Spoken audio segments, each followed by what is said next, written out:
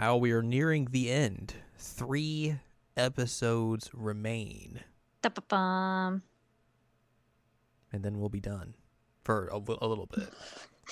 Will we ever watch something that's actually finished? Yeah, it's called Love Life Sunshine. Okay, and yeah. K-On! Fair. We have done... Love Life Sunshine wasn't finished when we were watching it at the time, though. But we have finished it. We finished it. So K-On! Was the only one that was, finished when we watched it. You're right. What would be the... I guess half of the shows we've watched so far have finished. Da-ba-bum. And then the other half are just, we are waiting for movies still. Yay. This is one of them. But Yay. for now, we're on the road to the TV finale. Mm-hmm. But first, we got some stuff in the way that we got to clear first. We got to finish production. We do. That's what we're going to do here today on episode 22 of Jared and Al Watch SHIROBAKO. I'm Jared, the Stock Owl and Ladium. Hello. And we're here to talk to you about episode 22. It's called Noah's in Her Underwear.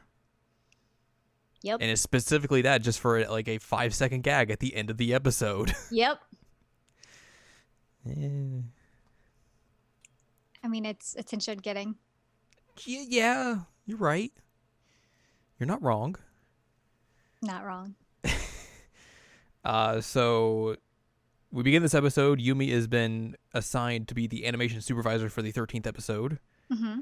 And she's like, oh God, that's a lot of work. I should probably get someone else to help me with this. And she nominates Emma to join her and Rinko as assistant animation supervisors for this episode to help her handle all the cuts and everything. And Emma's like, oh God, I don't know if I can do this. Oh no, I'm not confident in myself. And now he's like, oh God, this is not good. If she doesn't accept it, what are we going to do?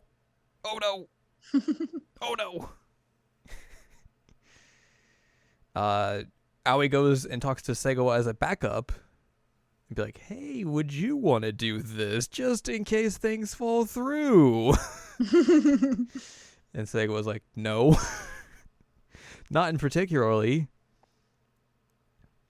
But she's happy with Aoi being sincere with her and coming back after the whole thing she had with Hiroka and everything. So things are patched over on that rocky road for the meantime.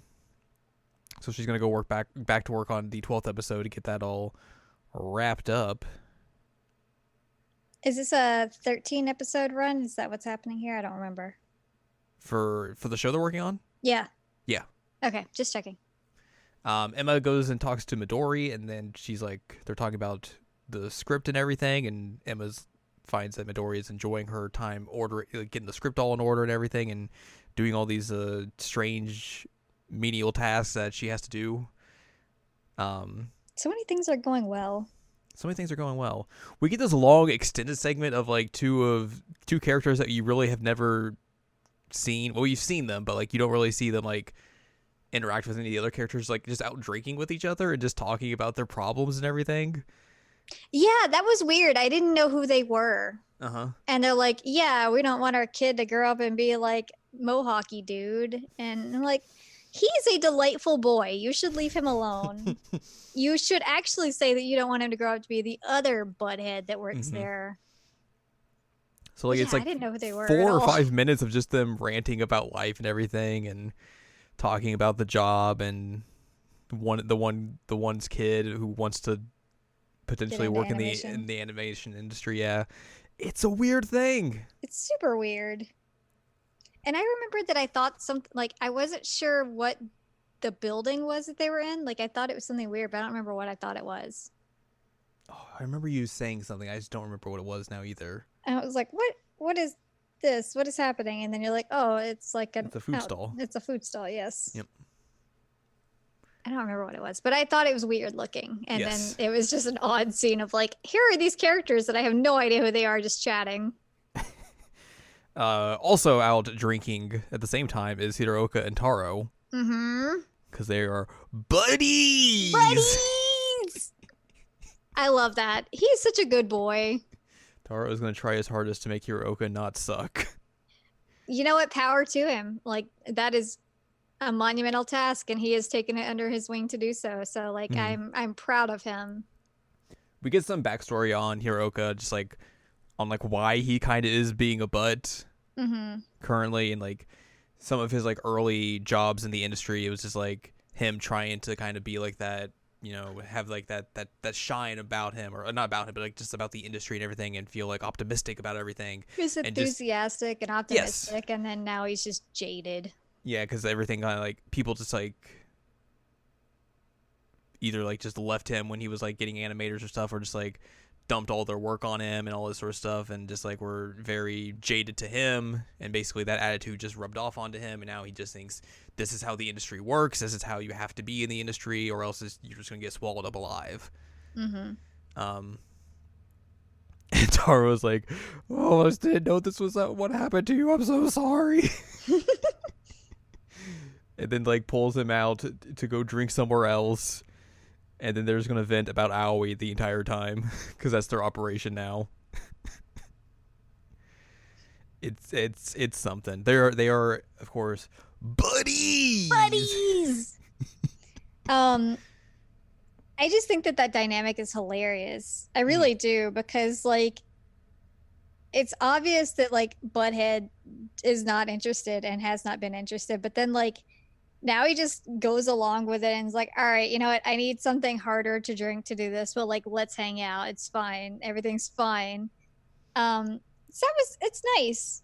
The dude still sucks, but he gets better-ish. Yeah, I feel like from how Taro has like began this series, where he was very kind of like incompetent in several ways, and people just like dogged on him. He is in a way becoming like the glue guy of Musashino, and like he will just like he'll befriend anyone. He'll try to make situations better if he can, even though he's kind of He tries to help. he tries to help in his own weird ways, but like he is not like malicious or anything. He's not a jerk or anything. He's just like he will do his best to make sure like the dynamic of the situation that he's in is fine and everything. And even if that makes him like if it's him making himself like the butt of a joke or something, like he'll do it. Yeah, and I mean that's the thing that's interesting about him as a character, is that like he starts out kind of as like comic relief character. Like he's just Mm-hmm. kind of like that goofy dude that like is in every anime that you're like, all right, well, it's that guy. But then he's actually like become more than that, and I think that that's pretty impressive, because that doesn't always happen, that you get more depth to that kind of guy. Mm-hmm. But you're right, he kind of like, he will help anybody if they need it. He is willing to like put himself out there. He's still not the best at his job, but he tries. Yes. But you're right, he is just like always trying to smooth over situations that are not great. Like I wonder if he would have been able to achieve that level of character if they don't write Honda off in the halfway point of the show to make him go off to be a baker, and they write Erica off with her family problems and stuff, to where he basically is given like a more prominent position along with Aoi, to where like they're the only two people left essentially for like a good little bit. I don't think that it would have been the case that he would have become so like well-rounded and interesting if they had not like opened those doors for him by essentially like getting rid of some characters. Yeah. But I mean, the good thing about those characters is that like we know a lot about them. We got their stories, and so like it wasn't bad that they went away for a bit so that he could actually get some kind of development too. This might be like the biggest thing that I've come out of this watching of Shirobako again, just like how much I've enjoyed Taro's character arc throughout it. Yeah. I mean, I this is my first time watching it, but he's one of my favorite characters easily. Which is, if you would have told me that going into this, I probably would have been like, that's all Yeah, right, that's weird, but all right. Yeah. But now I'm just like, yeah, that totally makes sense. I didn't expect it. Like when I was first introduced to the show and like meeting the characters and all that, I was like, oh, I'm probably gonna hate this dude. He's probably gonna be like that guy. And then like now I'm like, no, he's I forget his name all the time because I forget everybody's names. But there's too many names in the show. There are too many names. I don't think anyone is gonna blame you for that. Genuinely find him to be a delightful character. Mm-hmm. I love it. He's a good boy with dumb hair. Back to our episode. You mean this wasn't the episode? Us just talking about how great he is? It totally could have been. Misa goes over to Musashino to talk with Emma about improving her CG animation because she's on that one scene with where the little animals in the cockpit of the plane and everything, and she's like trying to figure out how to make that look realistic or like look better than what she has currently. And Emma's like, oh, you got to put in little like in between frames and all that sort of stuff to make it fluid and to animate better and all that sort of stuff.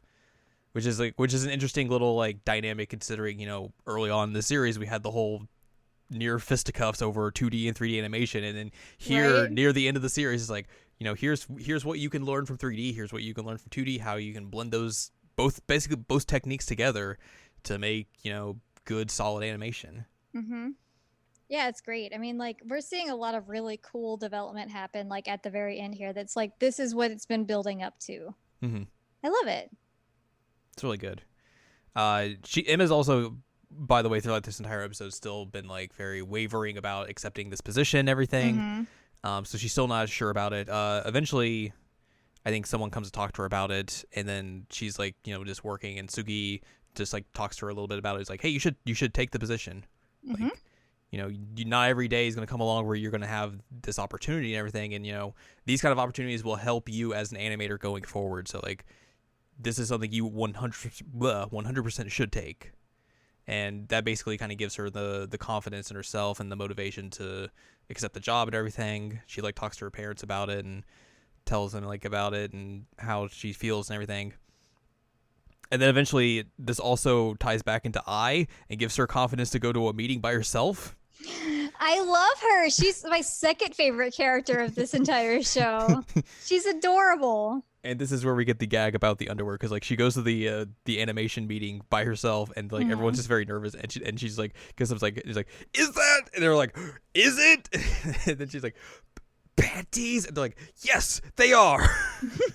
And that's just the whole gag. Yep. Sure is. They were able to, I think they finish at the end of the episode. They finished the vocal recording, the dubbing for the final episode, and everyone's like, all right, we did it, yay, woo.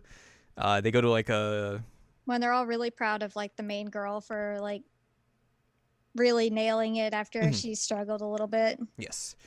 They go to like a wrap-up party and everything, and the director obviously they can't get him out, so they have to like blindfold him and lead him out of like the restaurant they're in, and then throw him into a taxi. And now he's like, we're going back to the studio, there's still work to do. And he's like, no. I wanted to drink and eat fried chicken. And then while all this is happening, you see in the rain Katsuragi's getting a phone call from someone, and he learns that the author of the work they're doing has rejected the entire storyboards for the final episode. Yep. And that's how the episode ends. Ba-ba-bum! What a cliffhanger. Yep. Woof. We couldn't go 2 more episodes without something else happening. So that's the thing, is that like I got so nervous at this point because this is like a really big cliffhanger, and I'm like, there are 2 episodes left. How are we possibly going to resolve this in 2 episodes? So I guess we'll find out Yes, we will. the next 2 weeks how we resolve it in 2 episodes. Will. So next time, join us for the penultimate episode of Shirobako, episode 23, entitled Table Flip Continued. I love flipping tables. Flip. But for now, if you'd like more from us, go to seasonlanguagecheckup.com or sec.cool. It's where you can find past episodes of this podcast and other podcasts like Season Language Checkup and Season Language Checkup OVA, and you can find columns and reviews on the site as well. If you'd like more from Ann Ladium, go to annladium.com. She's got columns and reviews, and you can follow us on Twitter, twitter.com/animecheckup. So next time, it is the penultimate episode, 23. We're going to continue flipping tables or turning them, whatever you want to do. One out of the other.